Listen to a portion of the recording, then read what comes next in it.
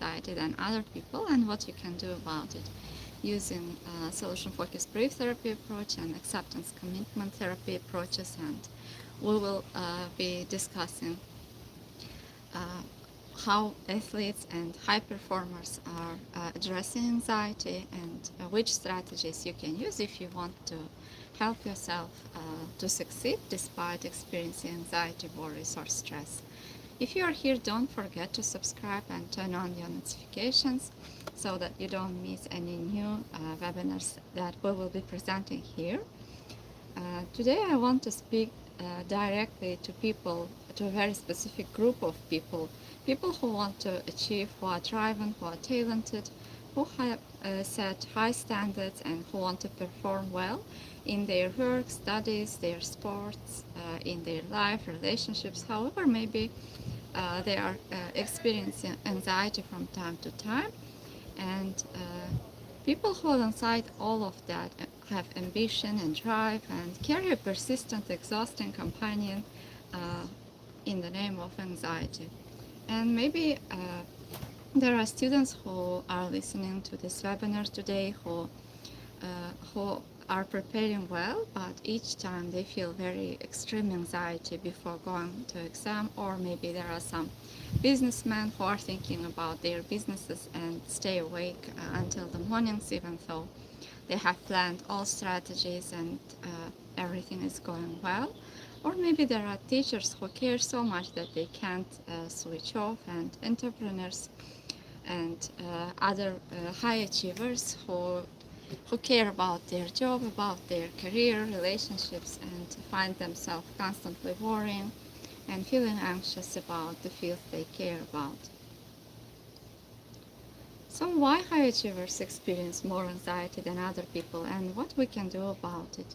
We will be also discussing about psychology of high achievement and anxiety and why they so often travel together. And we will be also mentioning ACT and solution-focused brief therapy approaches, offering that traditional approaches miss, and anxiety performance relationship, getting it right. And also I will be sharing some tools and strategies for performing well, even if you will have anxiety, not waiting for it to go away. So if this session was useful for you, what you would like to change, what you would like to be different, what would you like to walk away with today, what kind of change you would like to experience in your mindset and if maybe some of you are saying, would say that they want to decrease anxiety levels. So if anxiety has decreased, what would they notice about themselves? Which version of them would be there? And what impact it would have on other people around them, on their performance, on their relationships. So what exactly you want to change? It's important to set goals, hopes for yourself so that you can answer the following questions accordingly. Qualities that make someone a high achiever, maybe it's consciousness, high awareness, high standards, sensitivity to outcomes, future orientation, are the same qualities that make anxiety more likely. And maybe you are noticing that generally very successful people, most of them, they experience anxiety from time to time and they are being extremely sensitive. Anxiety fundamentally involves caring about outcomes and being sensitive to threat. And high achievers care deeply about outcomes. They care about their work, their relationships, or the fields that they are trying to be good at, or their work that they want to be good at. And they notice more. They anticipate more, they are thinking more, and they hold themselves to high standards, and they feel responsible. And research confirms that studies consistently show that high-performing students, elite athletes, driven professionals, and ambitious entrepreneurs report significantly higher anxiety than average population, not despite their performance, because of very qualities that drive it. That's why if you're experiencing anxiety, if you think that you have more anxiety than other people, you are not alone. There are a lot of people who are experiencing the same challenges as you, and this doesn't mean that there is something wrong with you. This doesn't mean that this is a character flaw. It just means that you deeply care about your work, your relationships, your what you feel anxious about, and there are a lot of strategies you can learn and apply for yourself uh, if you want to change, depending on what kind of change you want. Because if you don't want to feel anxious, what you want to feel instead, and which version of you would like to see, or if anxiety has decreased, what kind of change you want to achieve as a result of decreasing anxiety. So everyone's goals, hopes are different, and depending on it, there are always a lot of things that you can change. According to 2019 meta-analysis of elite athletes, over 33% reported clinical levels of anxiety, and among business executives, studies show that roughly 50% report experiencing anxiety that affects their performance. And among high achiever students, rates of anxiety disorders are 2 or 3 times higher than general population.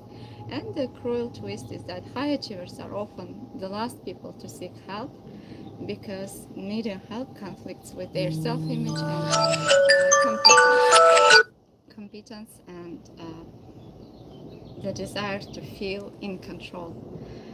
So what's the core misunderstanding here? Most damaging belief in the population is that I need to get rid of fears, worries before I can perform well.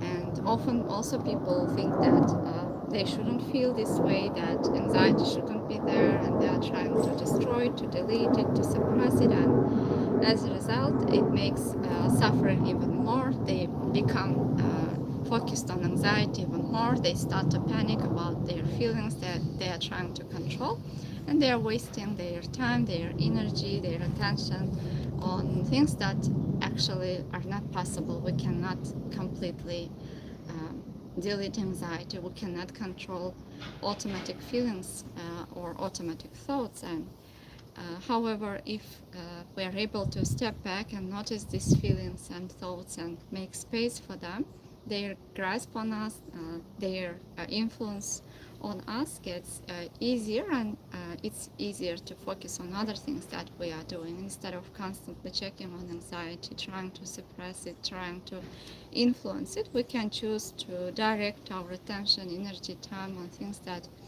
we care, and it's possible to do it by using different strategies in psychology, and that's what we are doing in psychotherapy. Therefore, uh, this belief that I shouldn't feel anxiety, that I should perform well, there shouldn't be anxiety, this belief creates a double problem. And anxiety itself, then the struggle against, then this struggle becomes a struggle against anxiety, and we are using a lot of our energy and power trying to eliminate and suppress anxiety. So what we can do differently is that we can simply change our relationship with anxiety, and this would create more psychological freedom, time for us, energy for us to use it in different domains that matter for us.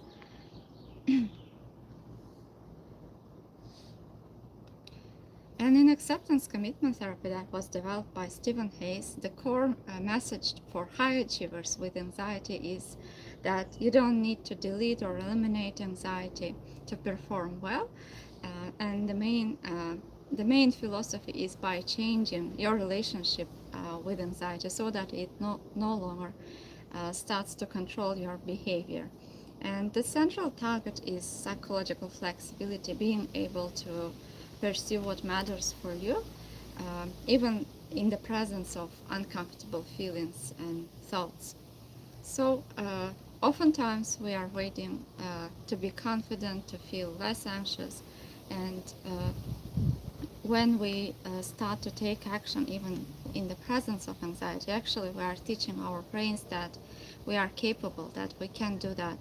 We can act and commit and do our job even when anxiety is here. And by time, this increases psychological flexibility, and it will get easier for you to take action, to commit, even if anxiety is there. Whereas when we avoid doing certain things in the presence of anxiety, this creates psychological rigidity, and it increases anxiety. Therefore, taking steps and deciding what's important for us and taking small steps even in the presence of anxiety is important for decreasing anxiety and for succeeding.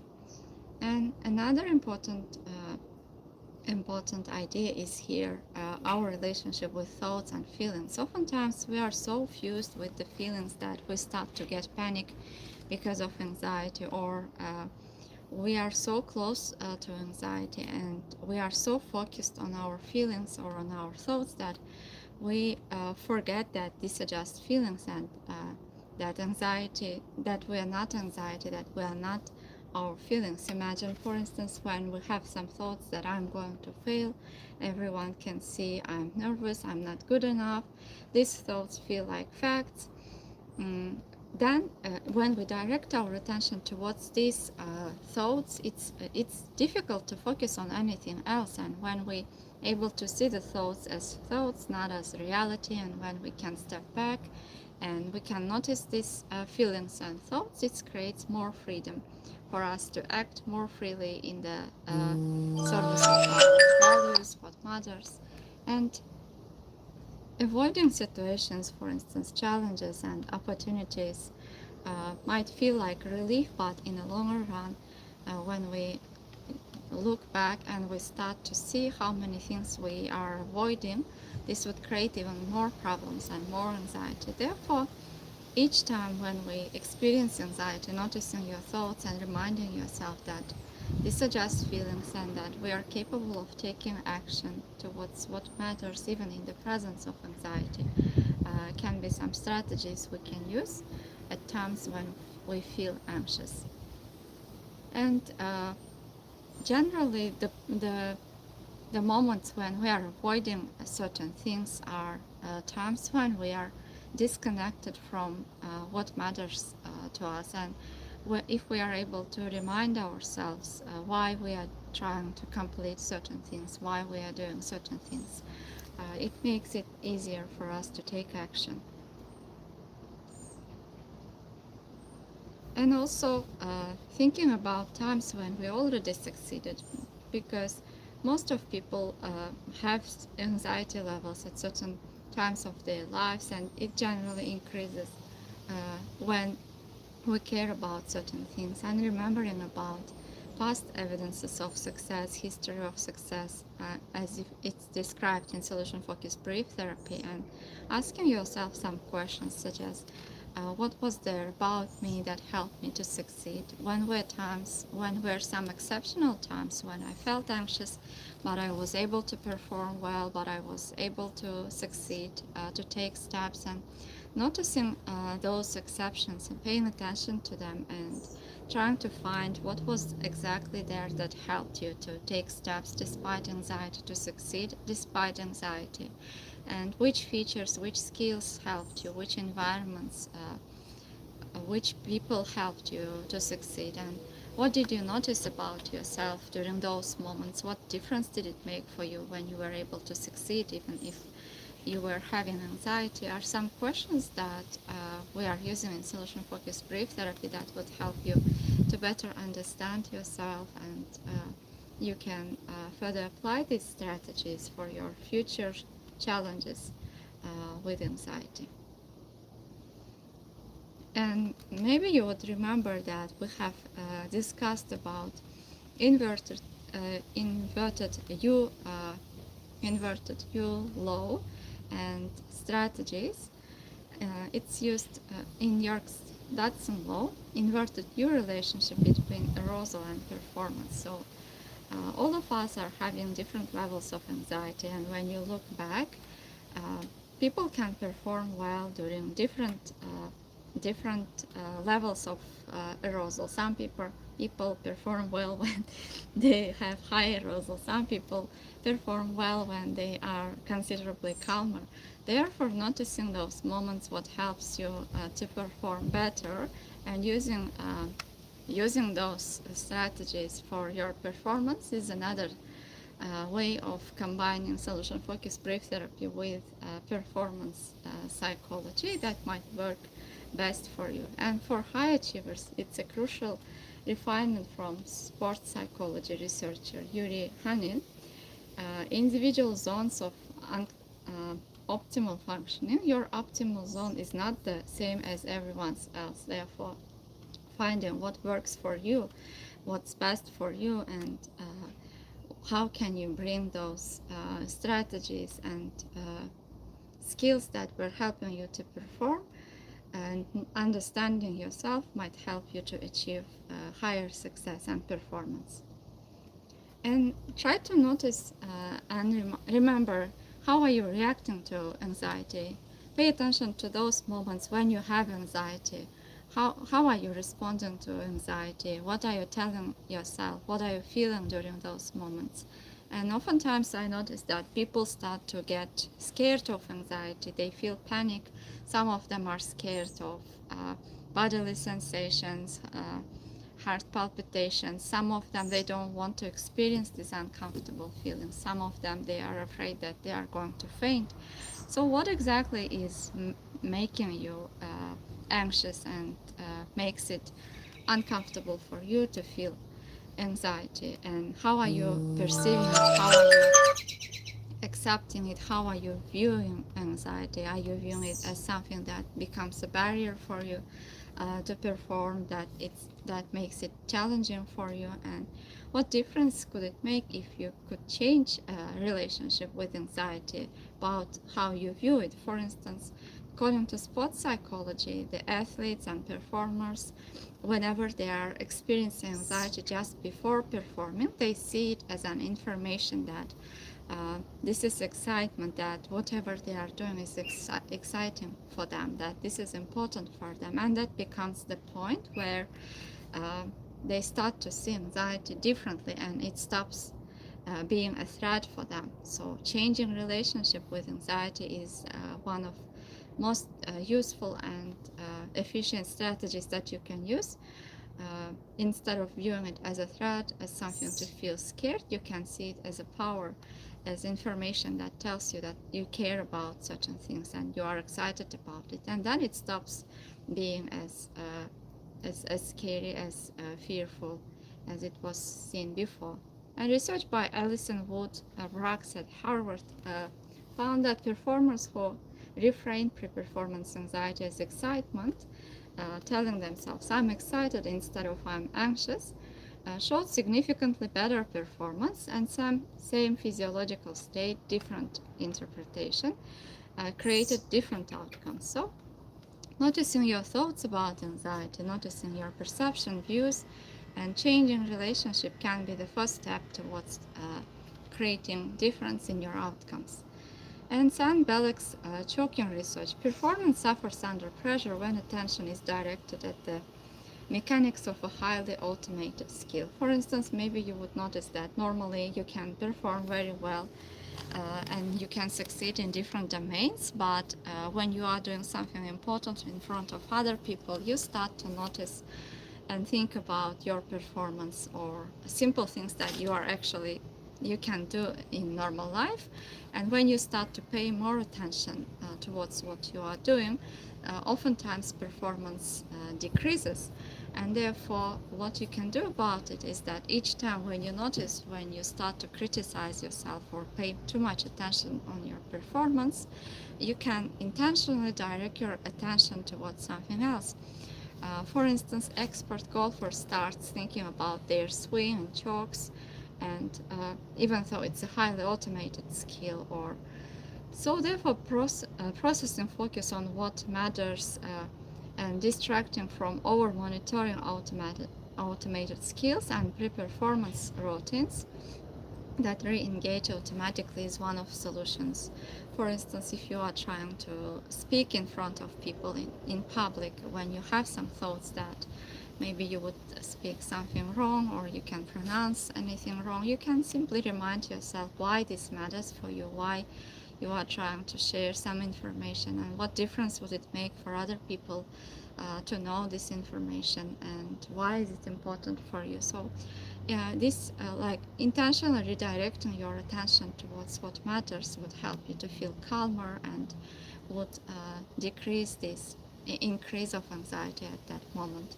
And values anchor before any high anxiety provoking performance, reconnecting with your why, reminding yourself about your why, and thinking about what matters beyond the outcome uh, is another strategy you can apply.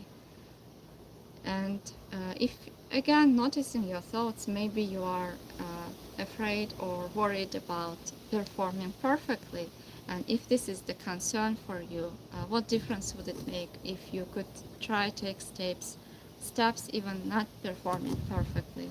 What difference would it make for you in 1 month, in 1 year, instead of avoiding and waiting for things to be perfect or to perform perfectly?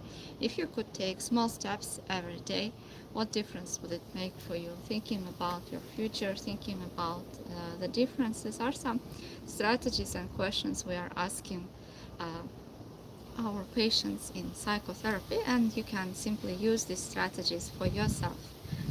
And exception questions, again, for any high stakes events, asking yourself solution focused brief therapy exception questions. When have I performed well in similar situations? What helped me? What was there about me that helped me?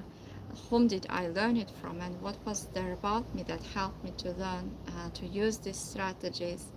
And what I noticed about myself, what I can bring forward from that moment, and what difference would it make if I would have already started using these strategies or strengths, skills that I have for the current problem. This deliberately activates your own evidence of competence, and when people feel positive, when people feel capable about their like when they feel confidence, this becomes the point where they start perform better and they start taking steps even in the when anxiety is present. And diffusion practices, again noticing your thoughts, and when you have some thoughts such as you are a failure, that you are going to fail, when you simply say that I'm noticing the thought that I'm going to fail, uh, or if you say I'm not ready, this my mind is telling me that I'm not ready, this automatically helps to decrease anxiety, because you realize that this is not your identity, it's not a reality, it's just a thought that is visiting you, and thoughts and feelings are coming and going, and you are still capable of taking steps even in the presence of anxiety and uncomfortable feelings and thoughts. So when anxiety is present before performance, instead of waiting for it to go away, we can try to ask, what's the one thing that I can do right now, even in the presence of anxiety? What is important for me at this moment?